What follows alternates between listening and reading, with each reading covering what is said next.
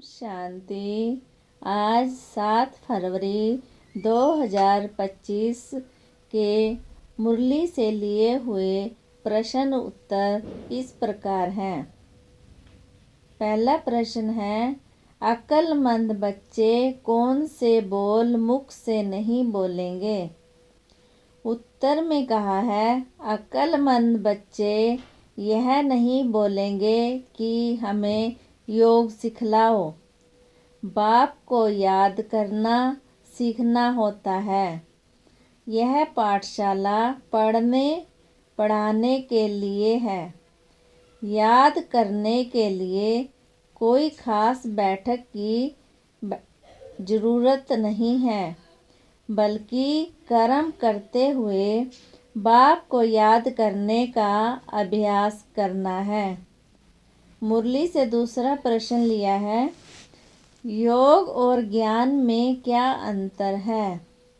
उत्तर में कहा है, योग माना याद है, जबकि ज्ञान सही समझ का बोध है।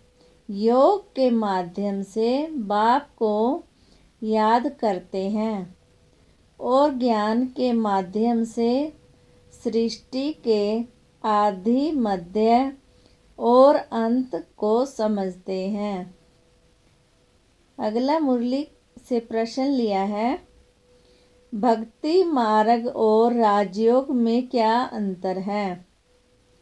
उत्तर में कहा है, भक्ति मार्ग में लोग देवी देवताओं की पूजा करते हैं, जबकि राजयोग में बाप परमात्मा को याद करते हैं। भक्ति मार्ग में बुद्धि भटकती है, जबकि राजयोग में आत्मा बाप के साथ एकाकार होती है। अगला मुरली से प्रश्न लिया है, बच्चों को क्या संदेश दिया गया है? उत्तर में कहा है, बच्चों को यह संदेश दिया गया है कि वे बाप को याद करें, पवित्र बने और दूसरों को भी यह ज्ञान सिखाएं। उन्हें उच्च पद पाने के लिए सेवा करनी चाहिए और सभी आत्माओं तक यह मैसेज पहुंचाना चाहिए। अगला मुरली से प्रश्न है, शांति देवा कहने का क्या अर्थ है और इसे किसे याद करने के लिए कहा जाता है? उत्तर में कहा है, शांति देवा कहने का अर्थ है परमात्मा को याद करना, न कि श्री कृष्ण या अन्य देवताओं को। ड्रामा के अनुसार आत्माएं अशांत होने पर शांति, सुख और ज्ञान के सागर परमात्मा को पुकारती हैं। परमात्मा ही शांति का स्रोत है। अगला मुरली से प्रश्न लिया है, राजयोग और हठ योग में क्या अंतर है? उत्तर में कहा है, हठ योग शारीरिक क्रियाओं और तपस्या पर आधारित है, जबकि राजयोग आत्मा का परमात्मा से सीधा योग है। राजयोग के बिना किसी बाहरी क्रिया के केवल बाप को याद करके आत्मा को शुद्ध किया जाता है। अगला मुरली से प्रश्न है, बाप द्वारा दिए गए वर्षे की क्या विशेषता है? उत्तर में कहा है, बाप से मिलने वाला वर्षा 21 जन्मों के लिए स्वर्ग का राज्य है।